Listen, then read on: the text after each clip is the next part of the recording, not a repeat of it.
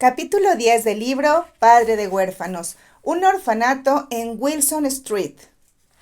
La mañana del 3 de febrero de 1836, George Mueller se dio prisa para llegar al número 6 de la calle Wilson.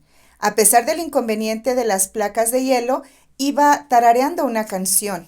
Era el día de la apertura del orfanato y casi no podía dar crédito a la velocidad con que habían sucedido los acontecimientos.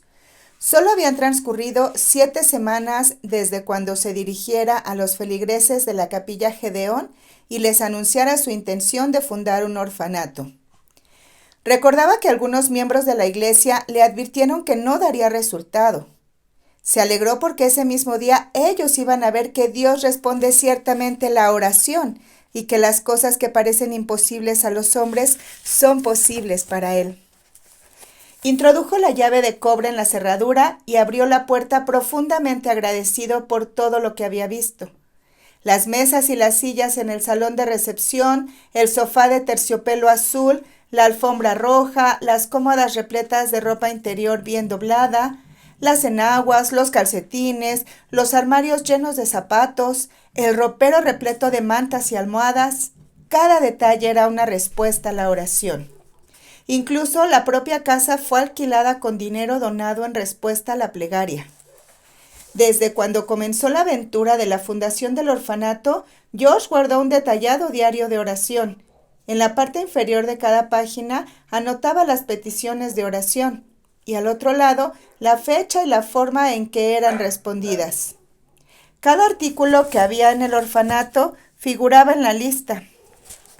Hasta el carbón que ardía en la chimenea para calentar la casa era una respuesta a la oración. George se lavó las manos y se las secó con una toalla de la cocina. Luego fue a la sala y sacó un montón de papeles de su bolsa.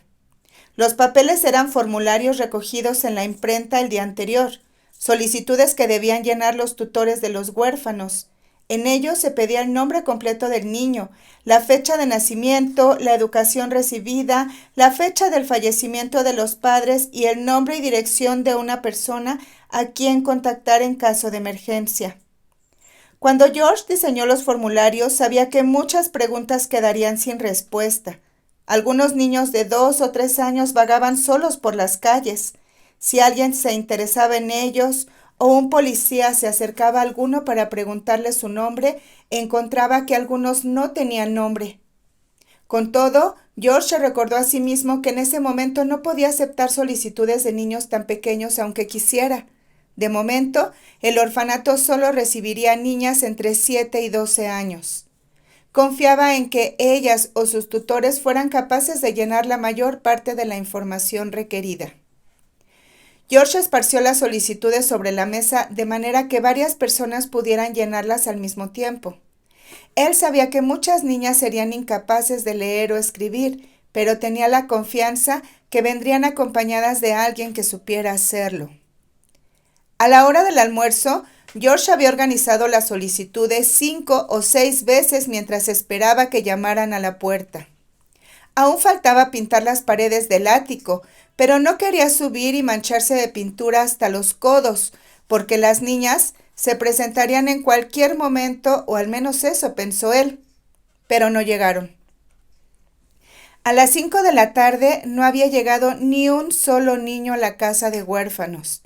Los nuevos padres del orfanato se presentaron varias veces a ver si había llegado alguien, pero como nadie apareció, se marcharon hasta el día siguiente. Las camas preparadas para que las niñas se acostaran habían permanecido intactas, con las colchas sin deshacer. George no tarareó al regresar a casa aquella noche. Pasaron por su cabeza las últimas 7 semanas. ¿Qué había fallado? ¿Se había enorgullecido de lo que estaba haciendo? ¿Era esa la razón por la que Dios no le había confiado ni una sola niña? ¿No había orado lo suficiente? ¿Era rebuscada la idea de un orfanato gratuito para los niños necesitados?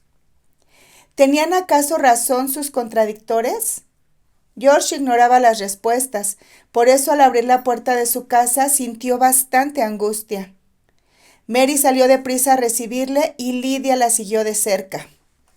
Cuéntame cómo ha salido todo, dijo su esposa con el rostro iluminado y una sonrisa expectante.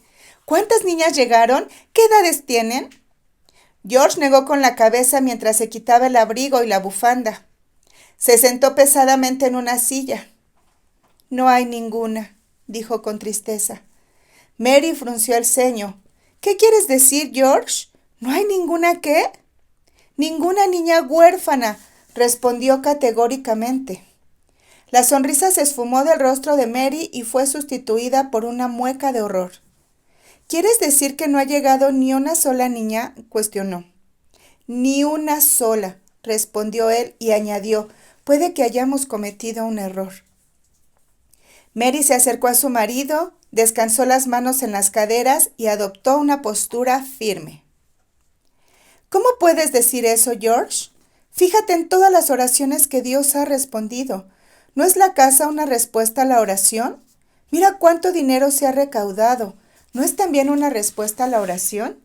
Y la ropa, y los platos, los muebles, todo lo que hay en esa casa es una respuesta a la oración y nosotros lo sabemos.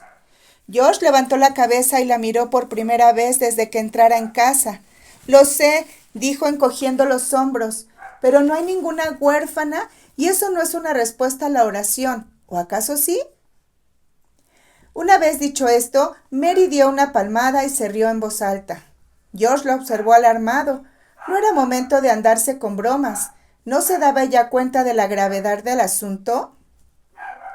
Pero George, dijo ella con los ojos relucientes, enmarcados en una amplia sonrisa. Ahí está el kit de ese suceso. Nunca oramos por niñas. ¿No te das cuenta? Pedimos carbón, comida, pintura y trabajadores, pero no se nos ocurrió orar por las niñas. George se echó a reír. Tienes razón, Mary. Creí que no hacía falta, porque hay tantos huérfanos en las calles que estaba seguro de recibir más solicitudes que niñas para acoger. Entonces agarró a su mujer por la cintura y dieron varias vueltas con mucho ánimo. Vamos a orar, señora Müller, recomendó él. Por segunda mañana consecutiva, George canturreó en su recorrido hacia la calle Wilson Street. Esta vez estaba seguro de que las niñas huérfanas llegarían. Después de todo, le había pedido a Dios que las enviara, y vaya si las envió. Las primeras solicitudes llegaron inmediatamente a fin de mes. El orfanato albergaba 26 niñas y otras 42 estaban en lista de espera. George encontró tiempo para organizar una ceremonia oficial de apertura el día 2 de abril. Cientos de personas acudieron a visitar el orfanato y a escuchar a Henry Craig, quien predicó en la ceremonia inaugural. George dio las gracias a las muchas personas que habían contribuido a que el orfanato fuera una realidad. Señaló que algunas habían prestado importantes ayudas, como la de la tonelada de carbón que recibieron un día y el donativo anónimo de 100 libras esterlinas. Pero muchos regalos habían sido relativamente pequeños, aunque significaron mucho para los que donaron y para George, quien contó el caso de un niño pequeño con aspecto de huérfano que llamó un día a la puerta con un chelín apretado en el puño. «Es para las niñas», dijo el pequeño cuando George le abrió la puerta. «Me encontré un anillo y cuando se lo devolví a su dueña, ella me regaló un chelín por ser tan honesto. Aquí está». Una mujer de Bristol envió a George 5 chelines con una nota aclaratoria. Había ido a comprarse un vestido y escogió adrede el más sencillo de todos, no del tipo más elaborado y costoso que normalmente compraba. Los 5 chelines representaban el dinero ahorrado con la adquisición del vestido más barato y quería entregarlos al orfanato. El año pasó a un ritmo frenético. Además de tener que cuidar 30 niñas, George continuaba siendo pastor de la capilla Gedeón, la cual crecía rápidamente. Tampoco había cesado en el esfuerzo que dedicaba a la institución para el conocimiento de la Biblia en el país y en el extranjero. 350 niños y niñas asistían ya a la escuela, y los salarios de los maestros, así como el alquiler de las clases y el costo de los libros, dependían de la institución. Parecía que cuantas más responsabilidades asumía George, mayor capacidad recibía de Dios. Aunque George nunca pedía ayuda para las niñas huérfanas, ésta llegaba sin cesar. Un médico de la ciudad ofreció a las niñas tratamiento gratuito y la iglesia de Teignmouth envió medicinas y dinero para colaborar. Amas de casa, lavanderas y matronas se ofrecieron voluntariamente o aceptaron sueldos muy bajos. Muchos tal vez pensarían que lo más difícil para abrir un orfanato era recaudar dinero, pero para George Mueller lo más difícil era no poder acoger a todos los niños necesitados. El orfanato todavía no estaba preparado para recibir a niños o niñas menores de 7 años. George sufría profundamente al verse obligado a decir a un niño o a su tutor temporal que no podía ayudarle. Así que sin decírselo a nadie, desde el día de la apertura oficial del orfanato en la calle Wilson Street, la mente de George comenzó a tejer un nuevo plan. Según este plan, habría un segundo orfanato y un tercero hasta que todos los huérfanos de Bristol fueran atendidos y oyeran hablar de Dios. En octubre, George percibió que era el tiempo de poner su plan en acción.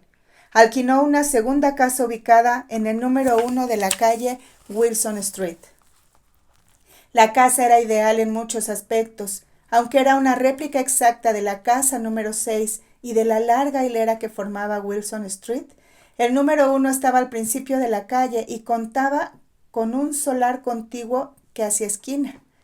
George las arregló para alquilar la casa y el solar. A fines de noviembre, la casa estaba equipada con cunas y caballitos mecedores y el solar quedó convertido en patio de recreo para ambos orfanatos.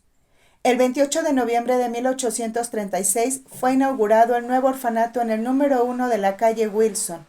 Las niñas mayores del otro orfanato ayudaban a los bebés y a los niños pequeños del nuevo. Muchas consiguieron trabajo como empleadas domésticas, pues los niños pequeños les daban ocasión de aprender el oficio de niñeras. Aunque siempre había una matrona que vigilaba para que los bebés se bañaran y fueran debidamente atendidos. La semana previa a la Navidad fue muy feliz para la familia Mueller y especialmente feliz para los niños de los orfanatos. Los ojos de los pequeños resplandecían de alegría. No cesaban de preguntar cuántos días faltaban para la Navidad y qué iban a comer ese día. A George le encantaba hacerles bromas y les decía que se le había olvidado la celebración de la Navidad. Bromeaba, por supuesto. Él sabía que esa sería la primera Navidad genuina para muchos de ellos y oró para que Dios hiciera memorable esa fecha para cada uno. Aquella Navidad fue memorable. Mucha gente de Bristol envió toda suerte de comidas deliciosas y maravillosos regalos al orfanato.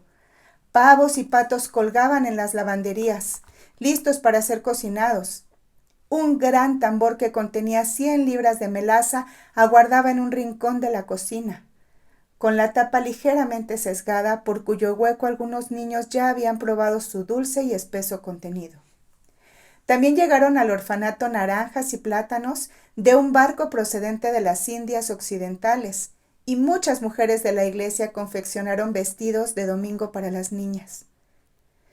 Cuando George se reunió con toda su familia, 60 niños huérfanos, el personal de los orfanatos y su amigo Henry Craig, para celebrar la cena de Navidad, no pudo menos que sonreír de gozo.